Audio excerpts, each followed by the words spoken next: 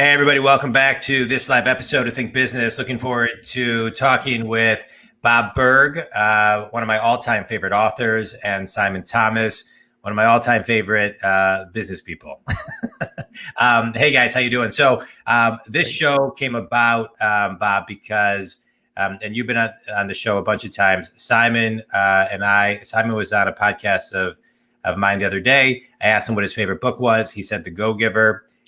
Which is one of my all-time favorite books. It was completely unprompted. Simon is the CEO at DOBI Real Estate, and they're actually reading this book as part of their book club right now. So I thought, what a great opportunity to talk about one of my all-time favorite books that had a huge impact on me. That is the energetic foundation of the book that I wrote, than to talk live about The Go-Giver. I want to just give, so welcome both of you guys. I want to just give a quick overview of The Go-Giver by you, Bob Burg, and your co-author, John D. Mann. And just to give people a little bit of insight. In our society, we admire success-oriented people. This is from the book.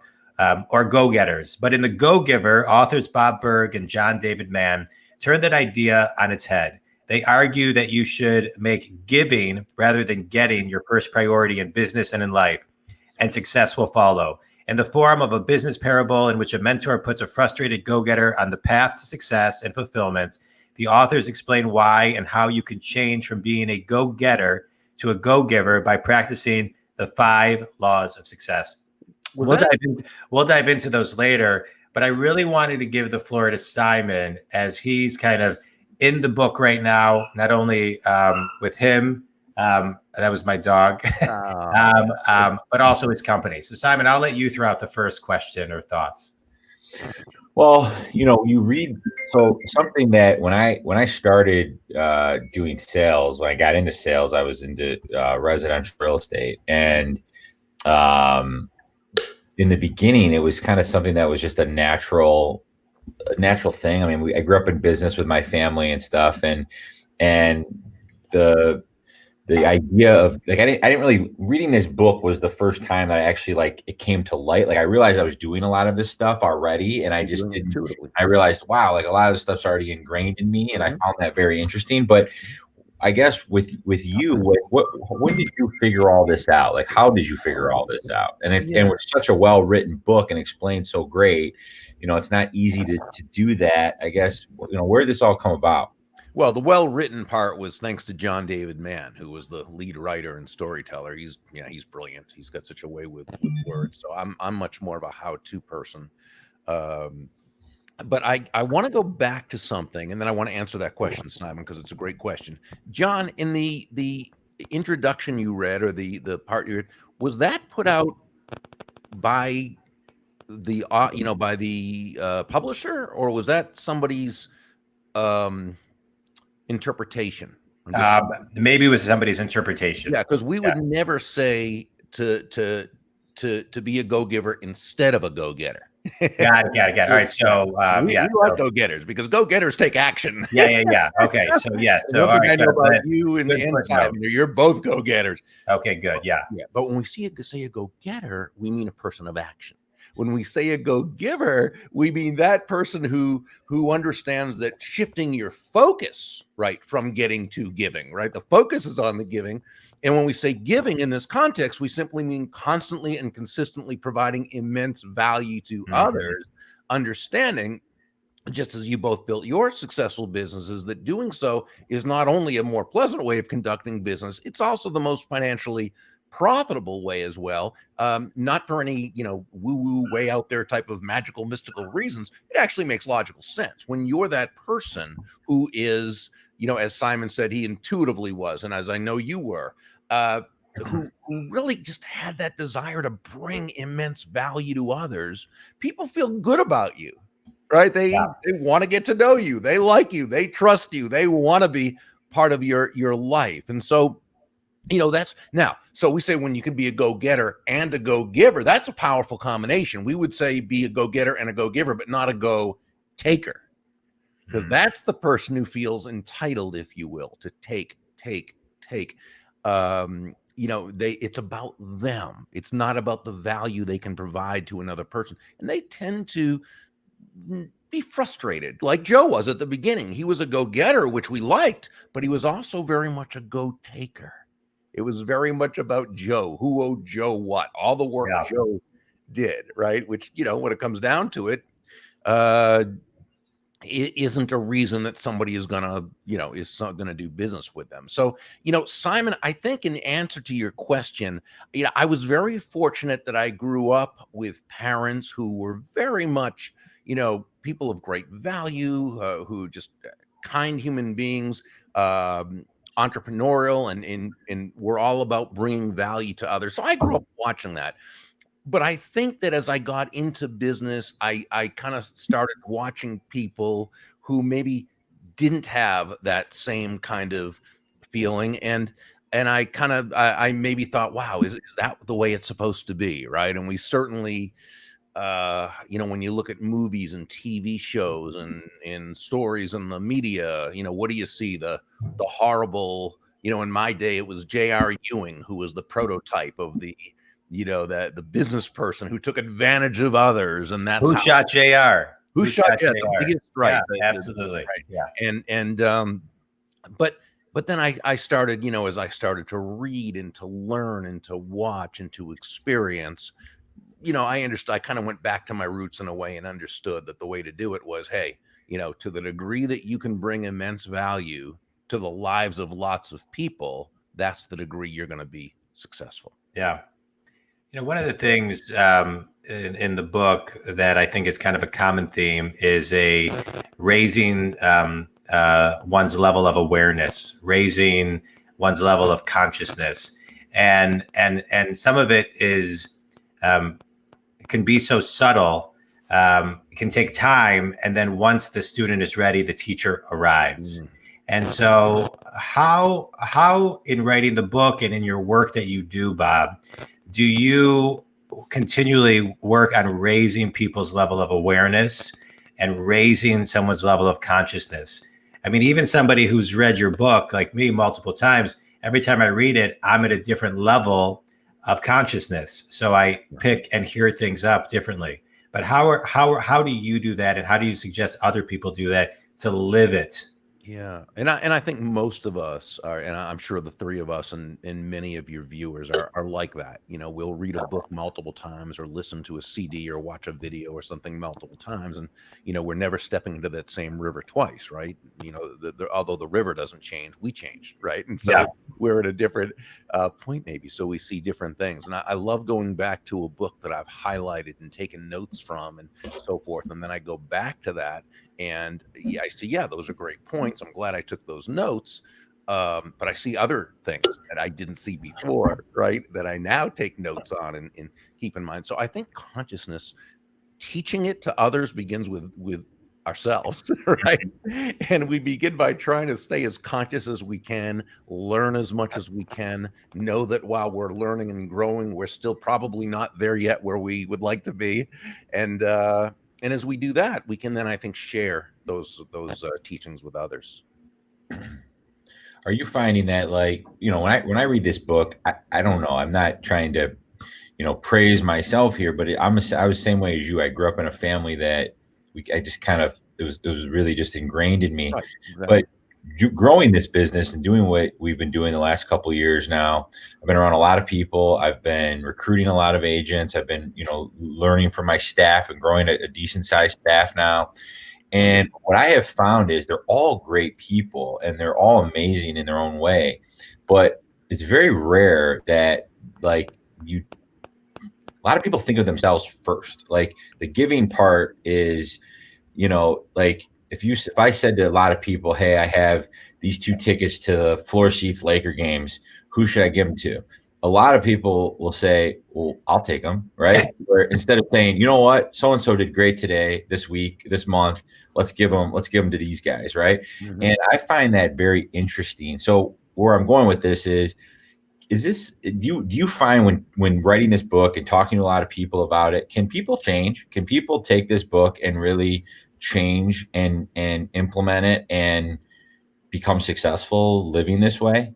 You know what I'm saying? Oh yeah, no, I understand. And I think it's so telling what you said when you said you happen to have a lot of people working with you and on your team who are like that. Well, you're the leader. That's exactly who you're attracting, because that's who you are, right? And you are setting that culture.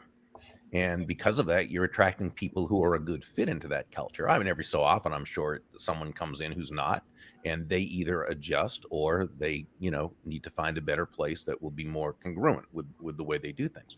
But you've also got people, as you, to go to your point, that sure, they see things differently. They see things happening for others differently than what they're doing, and they're curious enough to know why that is. Right now, not everybody will do that, of course. Okay, some people, my mind is made up. Don't confuse me with the facts. Or, well, I could be doing a lot worse. Or this is just how I've been taught to do things. Now, they're not saying that consciously, okay, but that is how they see the world. And if the world is not responding to them as they want, they kind of dig in just harder, and they keep doing more of the same thing. Okay. You hope that in time, people like that can maybe see things a little bit, be willing to see things a bit differently, but that's life is life. That doesn't always happen. No, but there are a lot of people who they are looking for a different way, a better way. And I think a case in point is that when the book first came out, we got, John David Mann and I both got a lot of emails from people. In fact, we always say the first what do you call them, adopters of the book were not the people who needed them. They were people like the two of you. They were people who were already very, very successful people who were doing these things long before they ever read the book. Right. I mean, the laws in this book are nothing new. People have been successful. People have tapped into them from time immemorial. I'm sure as long as there have been market economies back in the days of the richest man in Babylon at the bazaars and the, great book. Yeah. Right. Sure. I mean, we put a certain name to it and told it in a certain way, but the principles have always been there. And so these are people. So we'd hear these stories, where the emails where, this is how I built my business, but my team doesn't believe me. Right? Because remember, that's not what they're taught by the world around them as far as how business works. Now, the second wave of adopters that we would hear from were the ones who got the book, referred to them from a mentor, from a successful person, from their employer. We had companies buying tens of books, hundreds of books, even thousands of books at times to go through their company, because they were wise enough to know that sometimes what they say isn't going to have the impact as the third party. You know how that is. Well, experienced that. And so yeah, there are lots of people who, once they were introduced to a way, and here's the thing, I believe most people, not all people, but most people are generally pretty good people. And I think as human beings, we are, if you want to say, programmed but I mean in a good way, to want to have a purpose and to want to make a difference and want to add value to people. It probably has something to do back in the cave person days, where the ones who passed on their genes were the ones who were able to add value to the tribe of 150. I don't know. That's good.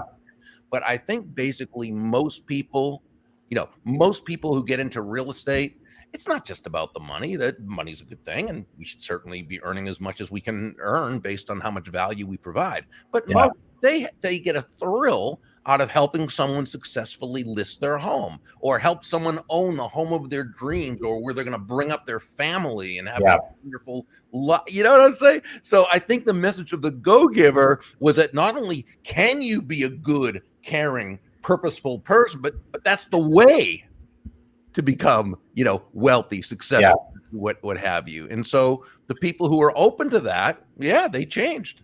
Yeah.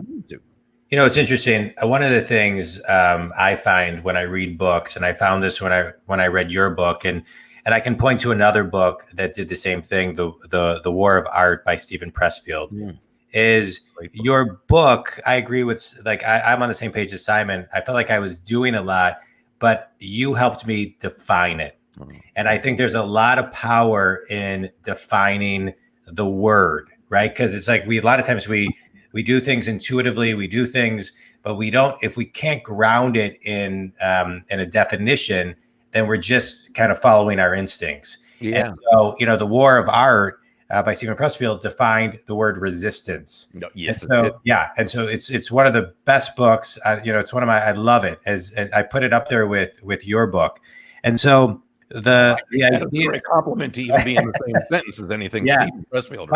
But I think that's what you're welcome. But that's where great books make a big impact. I think is they help the unaware or the aware or the people who are on their way of awakening or consciousness. I love that. To help define it so they can then have some type of anchor, bedrock anchor to actually grow from there. Yeah. And so my question now is, based on that, once you've awakened someone, a big tone of the book is mentorship. Mm-hmm. How important is mentorship just throughout someone's entire career and or life when it comes to learning, giving, things of that nature? Well, we're big believers in mentor. Yeah. Because when you have a mentor, you can really cut your learning curve time significantly. Yeah. And it might be a specific mentor protege relationship that you have over time. It might be a Tuesdays with Maury type of mentorship. Or it just might be, or it just might be someone who is there for a little while and helps you through some issues and helps get you on your way and is there at, you know what I'm saying? So sure. I think there are different types of mentor protege relationships. But I think they're very important. I think, when you have a mentor, wow. I mean, it's just a fantastic thing. Then when you can be a mentor to someone, it's also terrific because you get to give of yourself and pass along the wisdom you have. And as we all know, because I know all three of us have mentored people, we end up learning as much from our proteges as they learn from us. Yeah. Very true. Very true.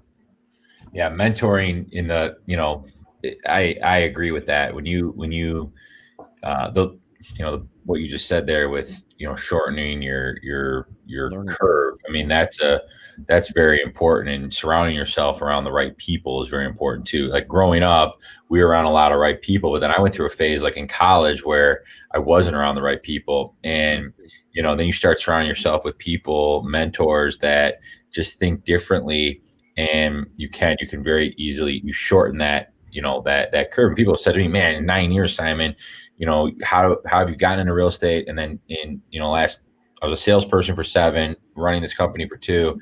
And how have you done it? And it's like, it's really surrounding yourself with the right people and just changing your mindset, because they tell you things and you just learn. And if you really know what you're doing, you're picking up on this stuff and you're implementing it, and it gets you there a lot quicker. So mentorship is very important, and to give back and mentor someone else is in our industry is very common. We have a lot of, we preach it all the time. Mm-hmm. I love that. Talk to me about the laws. Talk to Simon and I about the laws and how you picked those specific laws.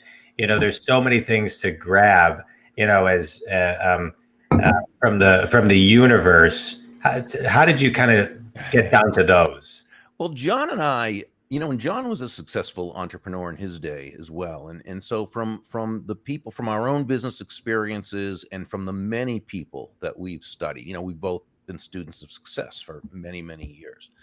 There were always certain things that people tended to do. And when they were successful, it was typically the result of doing these things. And when they weren't, it was because they didn't do these things. And it's, fairly simple. I mean, it begins with, obviously with, as we would say, with an outward focus, inwardly motivated, but outwardly focused. We know, and, one of the things I used to say when I spoke at sales conferences, which I don't in person anymore, even after COVID. At this point on, I'm now not on the road anymore. I'm just going to do all my keynotes from here, right? And so I can't really say as I say at conferences anymore, because I don't. But what I used to say when I'd speak to a whole group of salespeople, one of the first things I'd say is nobody's going to buy from you because you have a quota to meet. right? They're not going to buy from you because you need the money. And they're not even going to buy from you just because you're a really nice person. They're going to buy from you because they believe they'll be better off by doing so than by not doing so. Yeah. And in the basically free market economy in which most of us operate, in free market simply meaning no one is forced to buy from anyone else. That's the only reason why they should buy from you or from me or from anyone else. And so that's why that person who can first focus, who can move from that focus on themselves to that focus on bringing immense value to others, that's the person who creates that context for the sale to take place. That's why we began with the law of value, which says, your true worth, in the business sense, of course, your true worth is determined by how much more you give in value than you take in payment. That doesn't mean you don't make a profit. It means that the value-based experience you're giving is worth so much more to them than what they're paying, that they came away profiting, right? They came away getting more in value than what they paid, while of course you make a very, very healthy profit. In fact, one of my old mentors, Harry Brown, used to say that the in every free market based exchange, there are always two profits: the buyer profits and the seller profits, because each of them come away better off afterwards than they were beforehand. So to the degree that that you are providing much more, because remember, if you the intrinsic value of what you provide, let's say again in Simon's case with his team members, listing a home for sale, well, the intrinsic value is certainly great. They're going to help people get the best price at the lowest period of time with the least aggravation. They're going to handle advertising, staging, and the inspections, and that's great. And when they list that home, they're going to receive a really nice fee, but they're also, that other person, that client, came away better off than they would have had they not used that realtor. Yeah. But every other realtor in that area can pretty much lay claim to the same thing. Okay. So if that's the case, when a prospective client cannot distinguish between two or more salespeople or products or services, it's always going to come down to who has the lowest price or fee. And that's a race to the bottom, right? Yeah. So in order to be able to charge to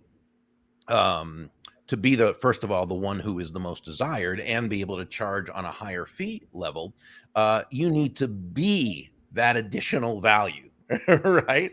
And there are probably hundreds of ways to communicate that additional value, but they tend to come down to 5 what we call elements of value, which are excellence, consistency, attention, empathy, and appreciation. And all 5 of those, when you put them all together, and each of them, of course, is an explanation in itself. But when you put all those together, what you've done is you've so distinguished yourself from the competition that you've taken the competition and price right out of the issue. Yeah. Okay? So, that's basically the law of value. Now, the law of compensation, which you'll see plays, just is a natural follow-up to the law of value. The law of compensation says your income is determined by how many people you serve and how well you serve them. So, it's not just about giving more in value than you take in payment to one person. It's a matter of impacting the lives of lots and lots of people. Yeah. Law 3, the law of influence, is basically how you do it. Now, this says the law of influence says your influence is determined by how abundantly you place other people's interests first.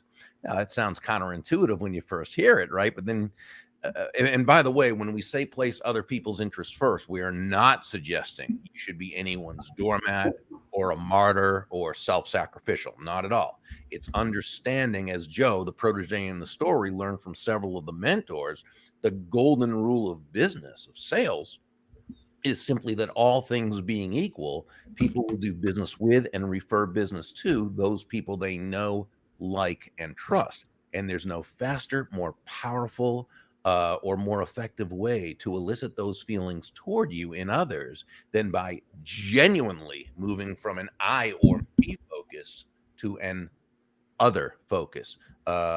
Looking to, as Sam, one of the mentors, advised Joe, make your win all about the other person's win. Yeah.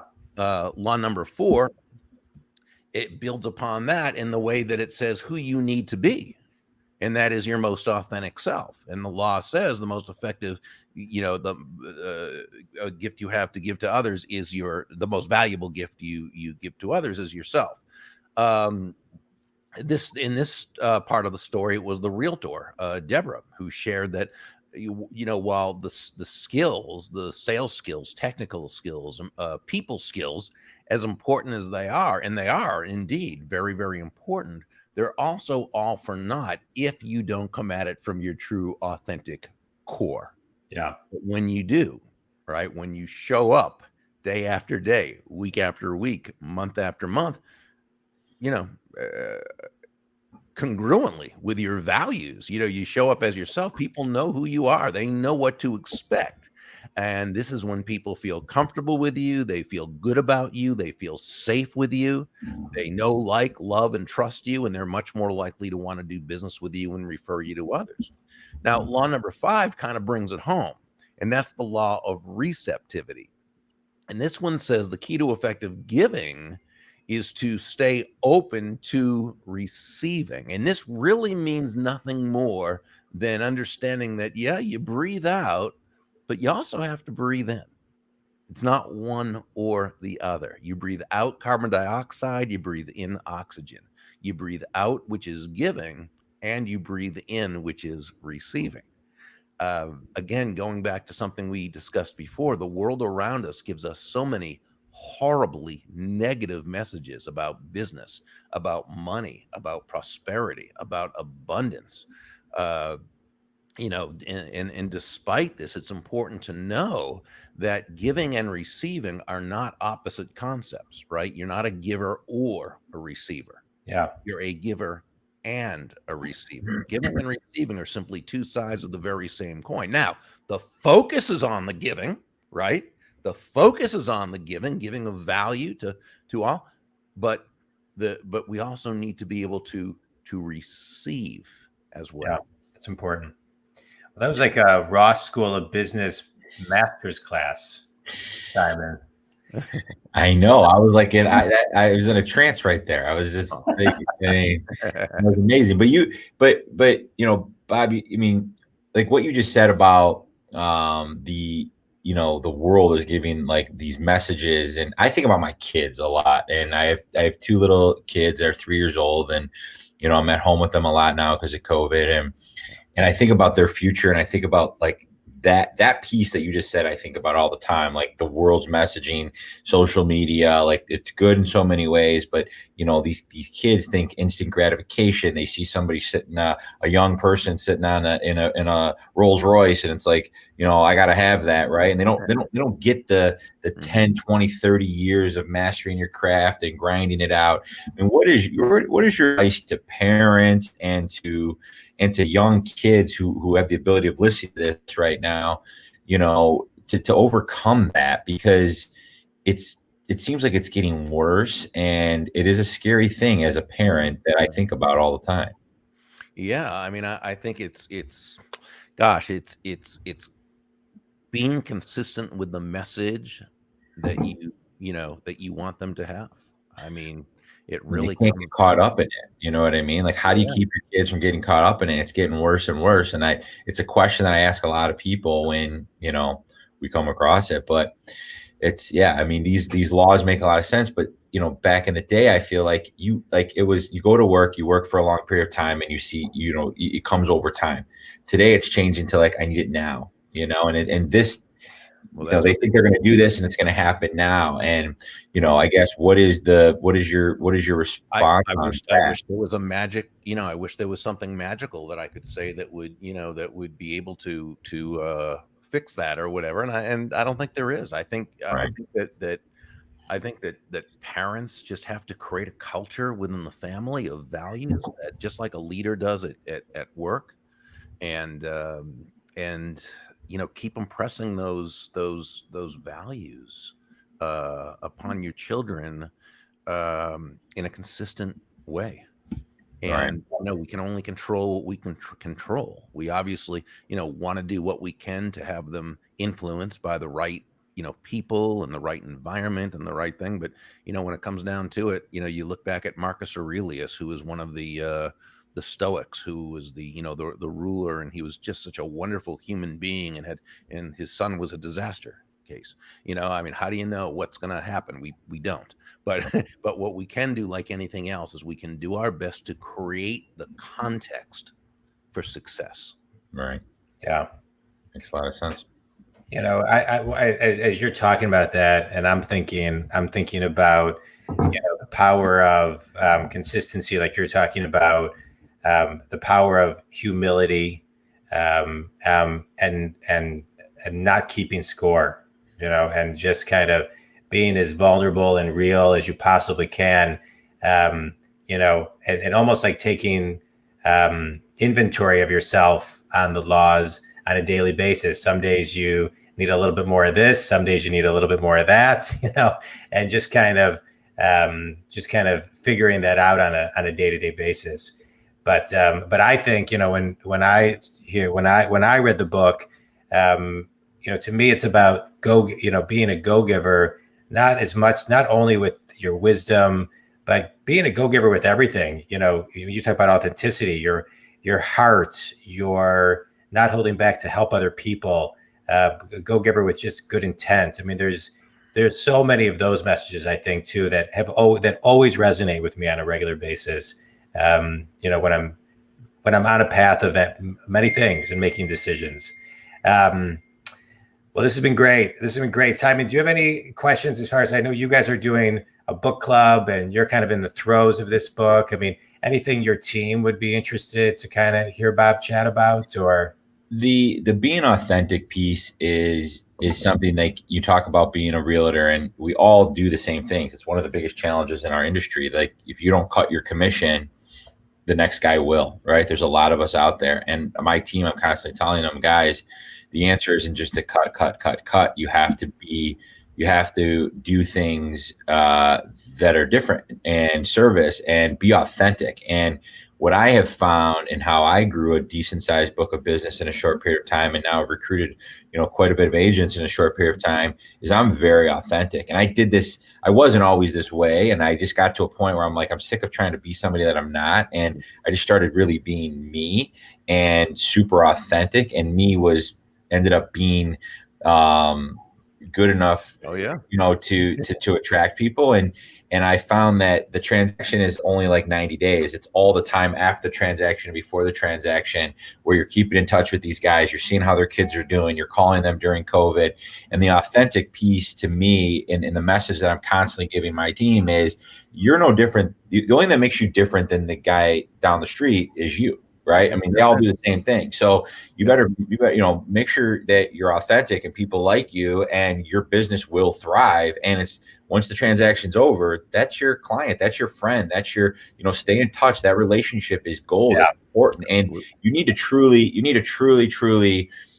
believe that, and not be looking for doing it for the dollar, but it's really, I care about this person. And I found the more authentic I became, the more people were being drawn to my company and to using me as a realtor. And it's not easy to do, because you walk in the door and you think you have to be like, I'm going to a listing appointment on a $2 million house, and I have to wear a suit and a tie, and I have to be this. And then I'm going to show a $200,000 house, and I have to be this. And it's be you, and it just works. And that's a hard thing to trust. So listening to you speak, that was the thing that I think it hits home with me the most, that I'm constantly telling my team. It's a big reason why we started this as a book club. January, February, March, during COVID, everything's locked up. We're a little bit slower these times. We said, let's start a book club. And I thought this was the perfect book for that reason. Was, these realtors, they're amazing, but it's about the transaction. And it's like, this isn't about the transaction, So it's an unbelievable book. I love it. And as far as my team goes, everybody who comes on board, I throw in front of them and say, you guys need to make sure you read this if you want to grow your business. A nice compliment. Thank you. Yeah. Awesome book. But no, John, no questions right now. All right. That's how I utilize it with our company. It's great. Listen, Simon, I'm grateful that the question was asked and that you brought up the book.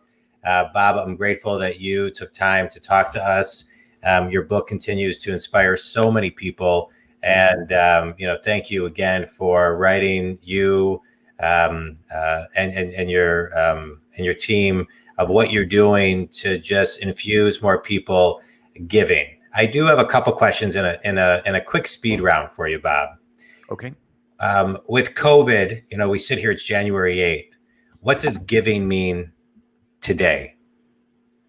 Oh, I think it basically means the same thing it always did in terms of asking yourself, how do I add value to another human being? Understanding that value is always in the eyes of the beholder. So the way you may provide value to a person during COVID might be different from, a different time.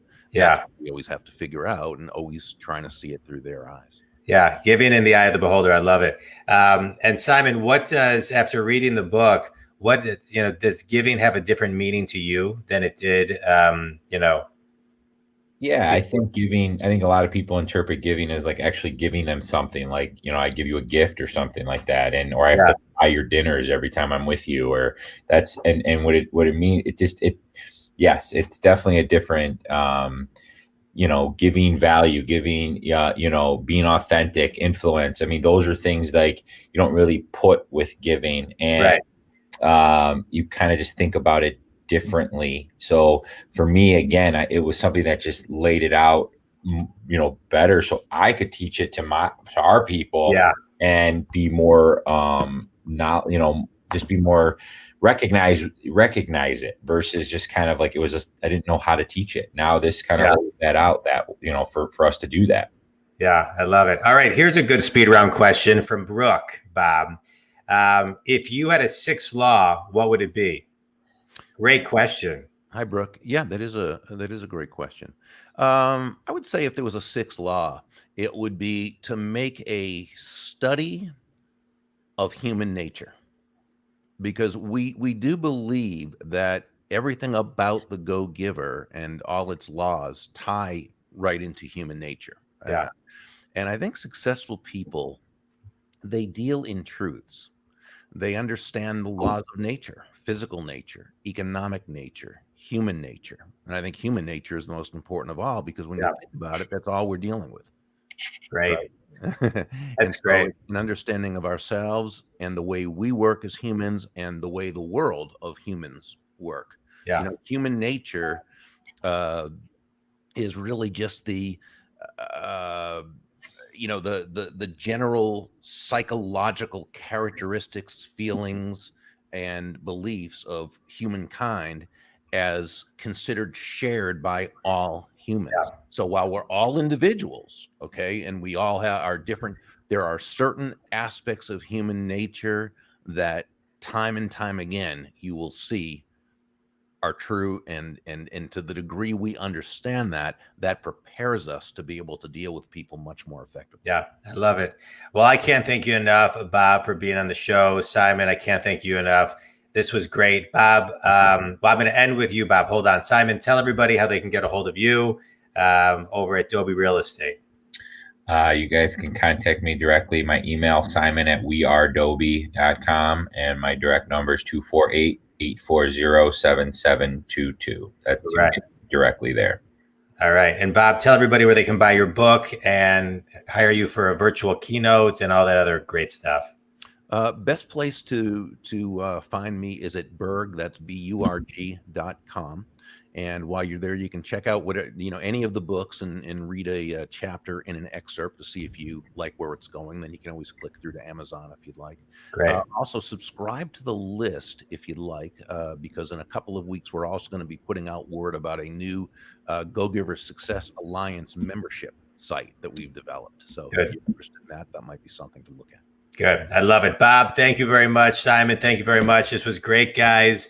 Appreciate you both, and keep on giving. Thanks so much. Thank you, guys. Thank you.